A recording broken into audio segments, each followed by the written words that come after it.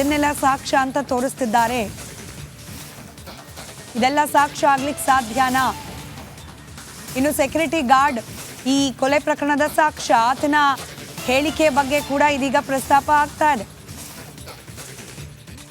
8ನೇ ತಾರೀಕು ಕೊಲೆ ಆಯಿತು, 12ನೇ ತಾರೀಕು ಪೊಲೀಸರು ಶೆಡ್ಗೆ ಬಂದಿದ್ರು, ಮನೆಗೆ ಕಳುಹಿಸಿದ್ರು ಅಂತ ಸೆಕ್ಯೂರಿಟಿ ಗಾರ್ಡ್ ಹೇಳಿದ್ದಾರೆ. ಮಧ್ಯಾಹ್ನದವರೆಗೆ ಎಲ್ಲವೂ ಸರಿ ಇತ್ತು, ಸಂಜೆ ಮೇಲೆ ವೆಹಿಕಲ್ಗಳು ಬರೋಕ್ಕೆ ಶುರುವಾಯಿತು, ಸಂಜೆ ಕೆಲ ಕಾರ್ಗಳು ಬಂದು ಹೋದವು ಅಂತ ಹೇಳಿ ಸೆಕ್ಯೂರಿಟಿ ಗಾರ್ಡ್ ಹೇಳಿದ್ದಾನೆ ಅಂತ ಹೇಳಿ ತಮ್ಮ ವಾದದಲ್ಲಿ ಪ್ರಸ್ತಾಪ ಮಾಡ್ತಿದ್ದಾರೆ ಸಿ.ವಿ. ನಾಗೇಶ್.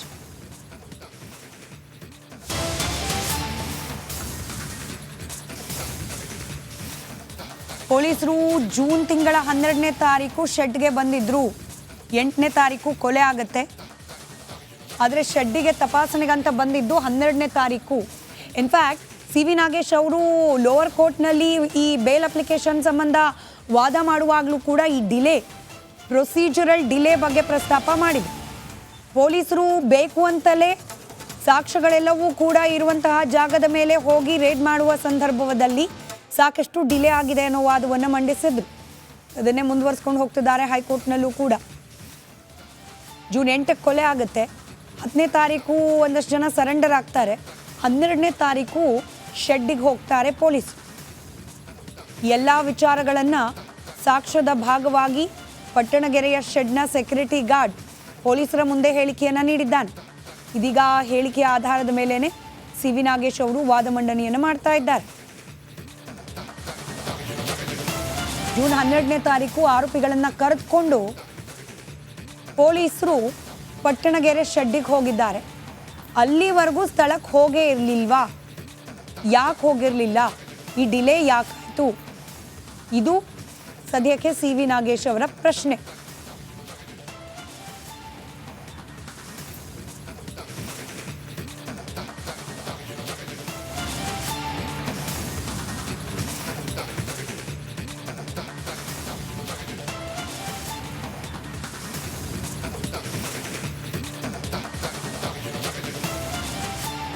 ಕೋರ್ಟ್ನಲ್ಲಿ ದರ್ಶನ್ ಪರ ವಕೀಲರಾದ ಸಿ.ವಿ. ನಾಗೇಶ್ ಅವರ ವಾದ ಮಂಡನೆ ಮುಂದುವರೆದಿದೆ.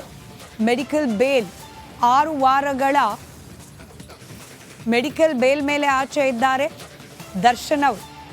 ಈ 6 ವಾರಗಳ ಒಳಗಾಗಿ ರೆಗ್ಯುಲರ್ ಬೇಲ್ ಏನಾದರೂ ಸಿಕ್ತು ಅಂತಂದರೆ ಜಾಕ್ಪಾಟ್.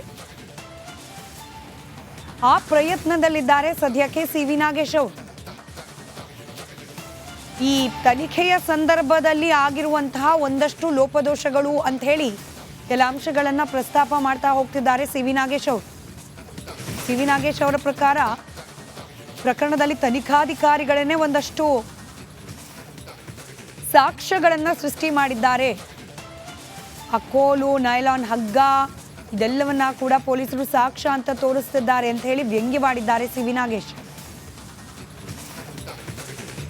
ರೇಣುಕಾಸ್ವಾಮಿಯ ಕಿಡ್ನಾಪೂ ಆಗಿಲ್ಲ, ಈ ಕೊಲೆಯಲ್ಲಿ ದರ್ಶನ್ ಅವರ ಪಾತ್ರವೂ ಇಲ್ಲ ಅಂತ ಹೇಳಿ ವಾದ ಮಂಡಿಸ್ತಿದ್ದಾರೆ ಸಿ.ವಿ. ನಾಗೇಶ್.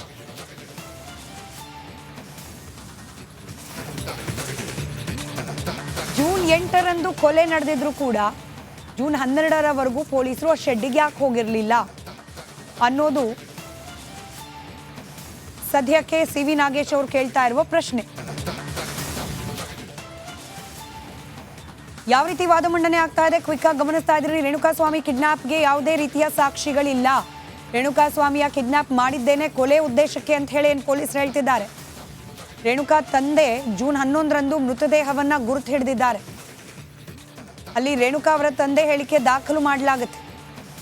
ಆ ಮೃತದೇಹವನ್ನು ಗುರುತು ಮಾಡಿದ ದಿನ ಅವ್ರ ತಂದೆ ಆ ಹೇಳಿಕೆ ಪೊಲೀಸರ ಮುಂದೆ ನೀಡ್ತಾರೆ, ಅದನ್ನು ದಾಖಲು ಕೂಡ ಮಾಡಲಾಗುತ್ತೆ.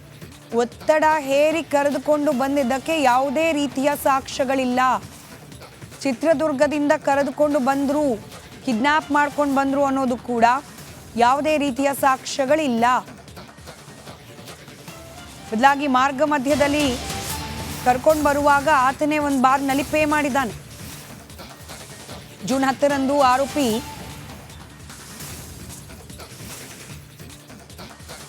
ಜೂನ್ 10ರಂದು ಆರೋಪಿ ಸಂಖ್ಯೆ 4 ಅವರ ಹೇಳಿಕೆಯನ್ನು ದಾಖಲು ಮಾಡಿಕೊಳ್ಳಲಾಗಿದೆ.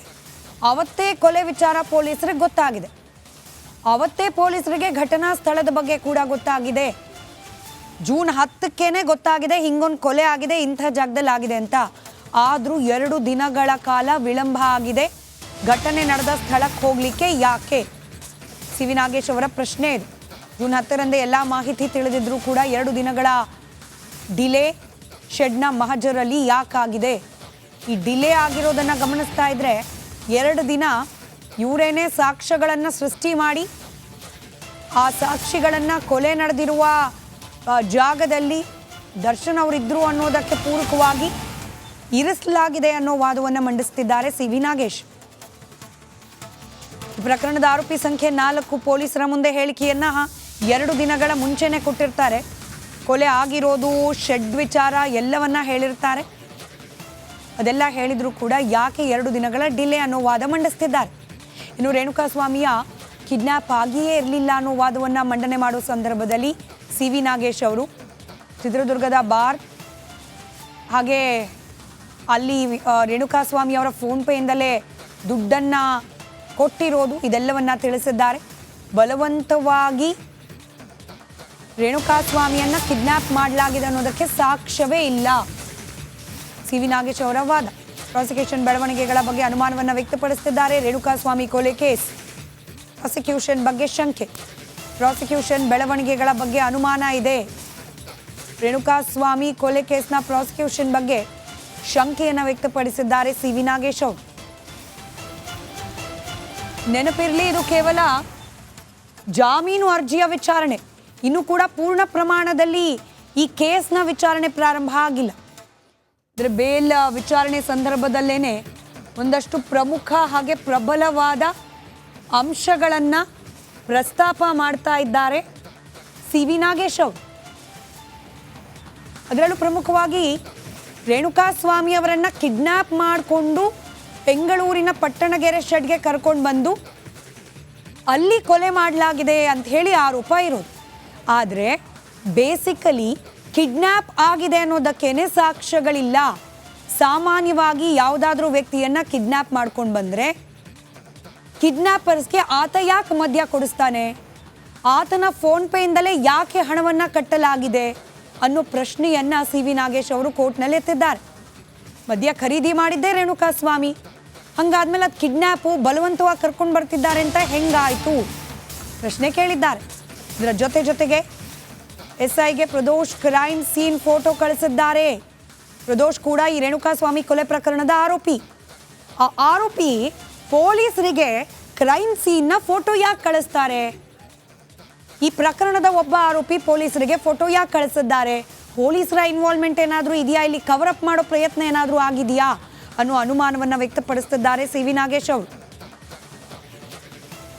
ಸಿ ವಿ ನಾಗೇಶ್ ಅವರು ನೇರವಾಗಿ ತನಿಖಾಧಿಕಾರಿಗಳ ತನಿಖೆಯ ಬಗ್ಗೆನೇ ಒಂದಷ್ಟು ಅನುಮಾನಗಳನ್ನು ವ್ಯಕ್ತಪಡಿಸ್ತಾ ಇದ್ದಾರೆ. 10ನೇ ತಾರೀಕೇನೆ ಕಂಪ್ಲೀಟ್ ಆಗಿ ಏನು ಆಗಿದೆ ಘಟನೆ ಅನ್ನೋದ್ರ ಬಗ್ಗೆ